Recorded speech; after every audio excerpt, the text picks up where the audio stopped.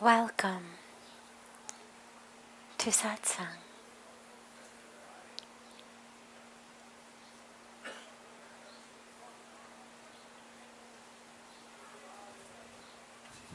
We'll begin as usual with a question that's come in advance, and then open it up to any questions that anyone here has. My father once told me that whoever walked in the journey of consciousness, they have found nothing. And in that nothing, they have found everything. According to you, what is that nothing?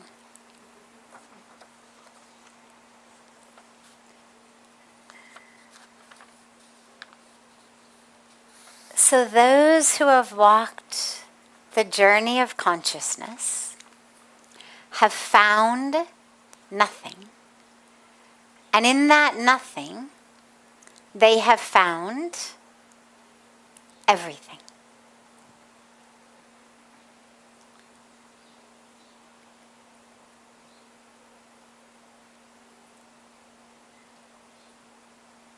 As we deepen in our meditative experience, and especially our experience of who we are, what we could call consciousness, that experience and expansion of consciousness,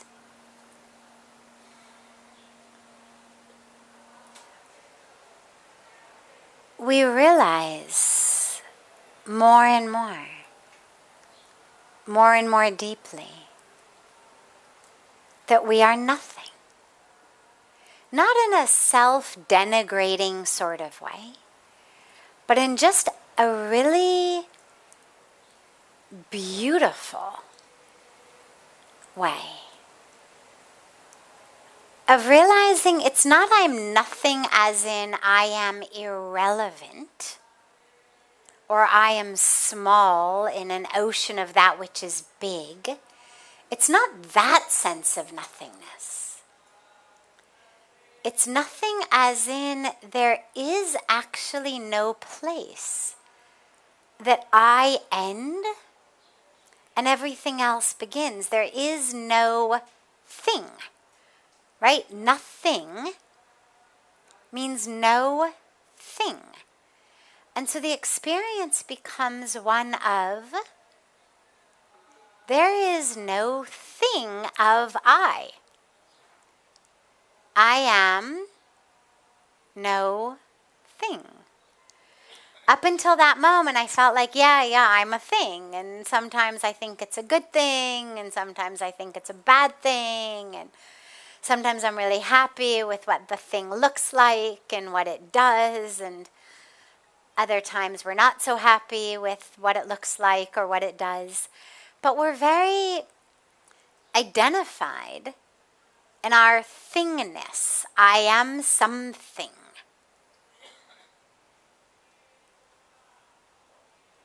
This is that sense of don't you know who I amness, right? As the ego gets stronger and stronger, we get more and more defined in somethingness. As we meditate, as we experience higher levels of consciousness, deeper levels of consciousness, we realize, oh wait, all that somethingness was really just this story I told myself. I am something, I've got something to do, I have some place to be. There's all these aspects of somethingness. But as we drop deeply, we realize I'm actually no thing. There is no place I end and anything else begins. And so in that no thingness, we experience everythingness. One of the ways to think about it is if you've got a glass jar of air, and you hold that glass jar and you feel like, what do you have? I have a glass jar of air. Then the glass jar breaks. Now what do you have? Well, some people would say I have nothing. I had a glass jar of air, now I don't even have that. But you could also look at it as I now have everything. Because I used to have that which was just held in this jar. Now I have everything. And so, that experience of nothing, no thingness, is a very deep and very beautiful awareness that comes to us on the spiritual path. And in that experience is an experience of everything, both in myself as well as in the world. Because when I know myself and I feel myself, then I have everything. And this is where on a spiritual path, we emphasize humility so much. Vinamrata. Not false humility, which you get a lot. I'm the humblest one in the room, right? Not that type. Not that type. The real humbleness, which is that which comes from realizing actually how, it doesn't come from this false sense of I'm nothing, I'm nothing, I'm nothing. It comes from the real deep experience of, oh wow, all those things I identified as self, physical body, cells that keep sloughing off and regenerating. Money I acquired, now it's gone. Health I acquired, now it's gone. Jobs I acquired, now they're gone. Attachments I had, now they're unfulfilled. And we realize, oh wow, I'm not nearly as solid and distinct of a thing as I thought I was. And so where normally the ego thinks of humility as like a strain, oh my God, we're told be humble. And to the ego, it's a painful thing. Whereas actually the real spiritual humility comes with this an actual beautiful sigh of relief and a melting and a merging into truth, because to hold up an ego, to hold up somethingness, actually takes a lot of work. And so when we realize we are no thing, it allows us to sink into actually a very deep and beautiful peace. So embark on your journey of consciousness And you may find that the experience brings you one of nothingness. You may find that the experience feels more like everythingness. But either way, you're on the right path. It's the same experience, just different ways of speaking about it. In both of them, the this thingness dissolves. And that's what's most important.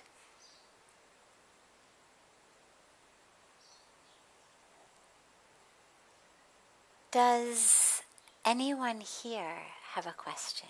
Yes. One and then two. Namaste. My question is, why do we sometimes feel that we are caged with people who are truly loving us, and we feel that it's a trap, although we can see that they just have to offer pure love? And is it some kind of deformity in us that we cannot understand their love? A very beautiful and a very deep question. Why is it when we've got a relationship with someone who really loves us fully and completely that we feel trapped?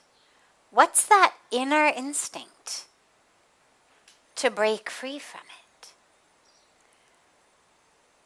Well, on a spiritual level, if your dharma is one that is bringing you toward a path of renunciation, then any kind of relationship like that, especially one where there's so much responsibility, because if someone really loves you, there's a lot of responsibility there. You don't want to hurt them. You want to live up to their love. You want to be what they want. You want to be as they want. Because their love is a gift and you want to honor it. Ideally, you want to return it as well, but at least you want to honor it. So if you're feeling pulled toward a spiritual path of renunciation, that's one reason it could feel like a trap. But there's also other psychological reasons. Because the vast majority of people, especially at your age, are not being pulled to a path of renunciation. You may be. But we'll take the question in a general way and I'll give you both options. So one option is you feel it because your inner pull is toward that path of sannyas. But another reason, on a psychological or psychology meets spirituality aspect, is on a very deep level, a lot of us feel unworthy of love. And we've got a lot of psychological issues. Anxiety, depression, addictions, all of these sorts of things that stem from a feeling of I'm not enough, not good enough. Now, in order to give validity to that, I need to make sure that my life is kind of a mess. Because then at the end of the day, I've got good reason to be depressed and anxious and miserable and drunk and drug abusing and all of these things. It's very hard to rationalize being miserable when everything is going perfectly. And so if inside of me psychologically I've got an identification as someone who doesn't deserve happiness, someone who doesn't deserve good things, I'm going to create a mess in the world around me. I'm going to self-sabotage so that what I do at work gets me fired, or at least so that I'm the one who always gets passed over for the promotion. But ideally, I'll get fired and, I'm going to self-sabotage in my relationships so people leave me,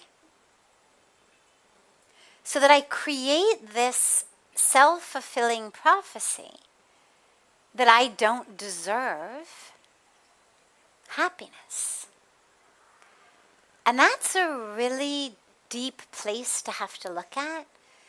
But if you're finding yourself feeling stuck, like you want to end it, break it, make it fall apartness, in a situation that objectively could seem perfect, you want to ask yourself, what is it about me that maybe I don't feel like I deserve so much love? Right? Because then there's also that voice inside us that's like, well, if you love me that much, there must be something wrong with you. Right? Was it, you're going to know this, was it Groucho Marx, one of the Marx brothers, who said, I don't want to be part of the club that'll have me in it? Right? Was it Groucho? So Groucho Marx said, I don't want to be part of any club that will admit me. As in, any club that would allow me to be a member clearly isn't worthy of being a member of the club of. So there's also that sense of, well, if you really love me that much, there must be something wrong with you. And so I better run out of here as quickly as I can, because clearly there's a problem with you. So that sense of I don't deserve real happiness, if that's what's happening, is something that's really deep and important to look at. The third possibility,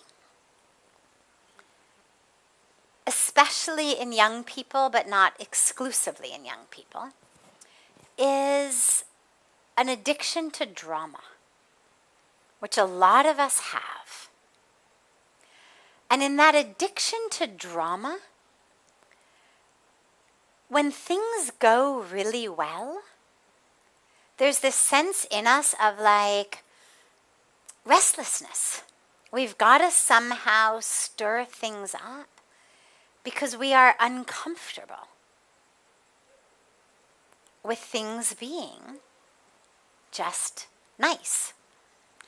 I remember my very best friend from 4th grade onward. We were best friends through elementary school, junior high, high school, university. She was at Berkeley, I was at Stanford. And when she finally started dating the man who has since been her husband, and in a wonderful marriage, but when they first were together for a while, I remember her saying to me, I don't think I could marry him. And I was like, why? He's just such a nice, wonderful person. And she said, because he just feels like a warm blanket. Now, warm blankets are good things. I mean, that's a really nice thing to come home to. She's a doctor, a very stressful life. But what we realized was that we both had this addiction to drama. That there just had to be some kind of drama unfolding in our lives. And when you're young, where is the source of that? Your relationships. And so the idea of just a warm blanket deprived her of the drama. Now, fortunately, she was psychologically healthy and strong enough that, we understood this about ourselves. And she did end up marrying him, and it's been a perfect, beautiful wonderful marriage for decades. But the point is that this is something that a lot of us go through. And so you need to ask yourself, okay, 3 possibilities. Which is it? And only you can answer that, but chances are it's one of the 3. And then you'll know what to do about it based on which it is. If it's number 2 or 3, stay in the relationship. Get yourself counseling if you need it.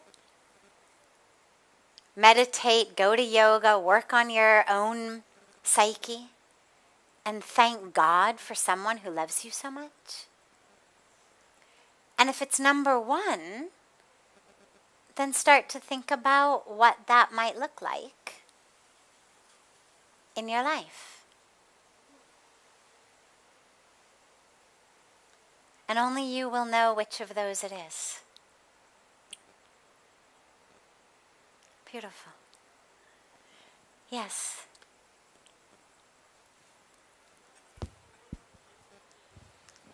Hi, hello again. I wanted to know how important it is, if it is important at all, for us to feel useful. Like, because sometimes I feel like there's a silver lining, like, that from one side we may feel a lot of ego for being useful, and on the other side, if we don't feel useful, we just may fall like into the laziness of just not doing anything. So like, how important it is, if it is at all, and like, where is it safe to stand at, like? Well, it's very important. It's very important to be useful. It's not nearly as important to feel useful. Some of us may feel very useful without actually being useful. You know, I'm the one who makes everything happen around here, right? So that doesn't actually serve anyone other than my own ego. Neither am I actually being useful, nor am I aware that I'm not useful and looking for a way to become useful. So feeling useful is certainly something that emotionally and psychologically feels good, which is one of the benefits of actually being useful, is we feel good. In Sanskrit and Hindi, there's 3 words that we speak about together. Yogi, you know what that means, to be a yogi. But being a yogi requires a lot of discipline. It requires a lot of sadhana.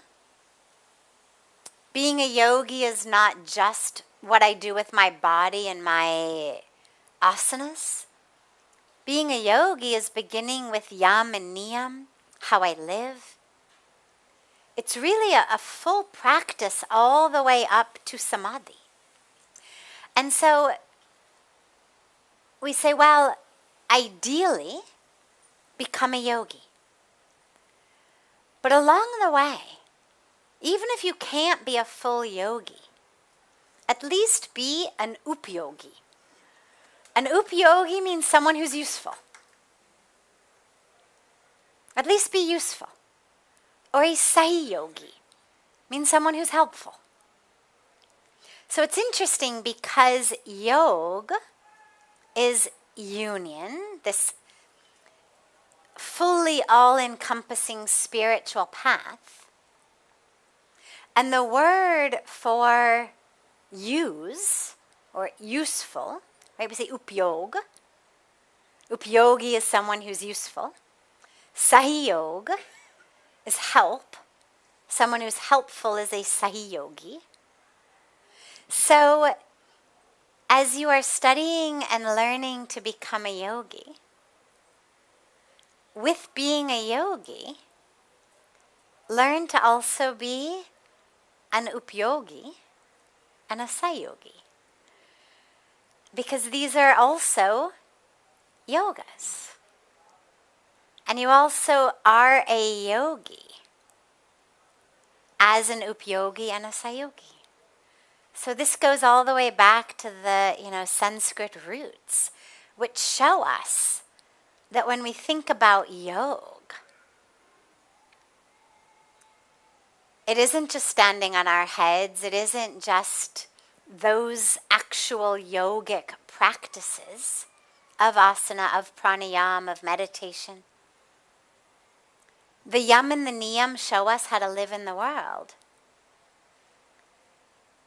But then we have this beautiful mandate, you could say, of ensuring that we actually are useful and helpful. So it is very important, because if you're not useful, you can't be an upyogi. And if you really want to be a full yogi, then you have to be all of the other aspects of yoga. So we're here as instruments in God's hands. And one of the greatest spiritual practices is to allow yourself to be that instrument. And what's beautiful about it is that because it's a yoga, that which happens is the divine. We just have to be good instruments. So for example, take the light, take the fan, take the microphone, take any of these things.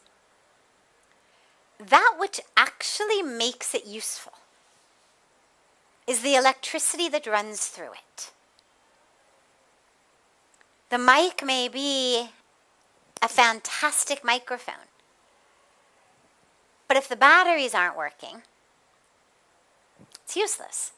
We might have great, beautiful, nice lights, nice cameras, but if there's no electricity flowing through them, they're useless. And so it's a beautiful teaching for us that which we're able to achieve, how useful we actually are able to be, isn't up to us. All we are called upon to be is beautiful instruments, clear instruments. If the microphone is waterlogged or full of dust, it's not going to convey the voice clearly. If the bulbs of the lights are covered with dust, or the camera lens is covered with dust, it's not going to be able to work well.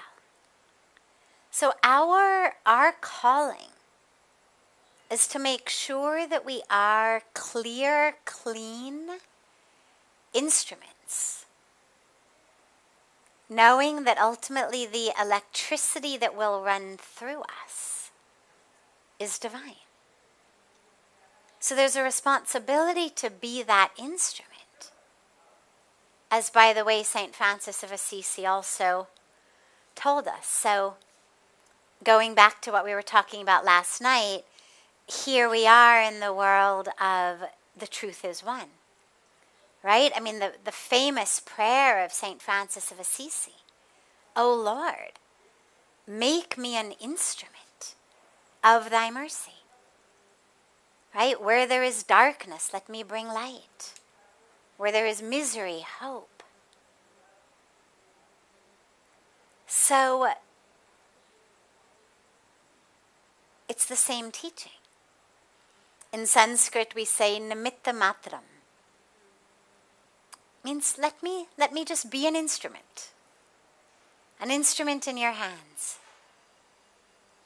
and you do the rest. So you offer yourself up as an upyogi, as a sahiyogi, and you know that divine flow of electricity, of energy, will flow through you, and you will be used. Beautiful. Have a beautiful rest of your evening. A very happy in advance of Hanuman Jayanti. Tomorrow's Hanuman Jayanti. We have, as most of you staying here know, but it's worth mentioning, a beautiful fire ceremony in the morning at 8:30 that we invite you all to join us at every day, but tomorrow a special Hanuman Jayanti yagna in the morning. And there's anybody know the timing for chanting of at 4 in the afternoon? Where? 5. Ah, okay. Oh, beautiful. So tomorrow, it's Hanuman Chalisa's tomorrow. Wonderful. So, and tomorrow at 5, oh, should have announced this in Aarti. Tomorrow at 5, just for an hour prior to the Aarti, we'll be singing 11 rounds of Hanuman Chalisa on the Ghat, where our beautiful Hanumanji deity is. We'll be there at 5, and then, of course, our Aarti. And, of course, for those of you joining us online, everything will be live streamed, so don't worry. We will bring Hanuman Jayanti into your home, wherever you are. And look so forward to seeing you all tomorrow. Have a beautiful, beautiful rest of your evening.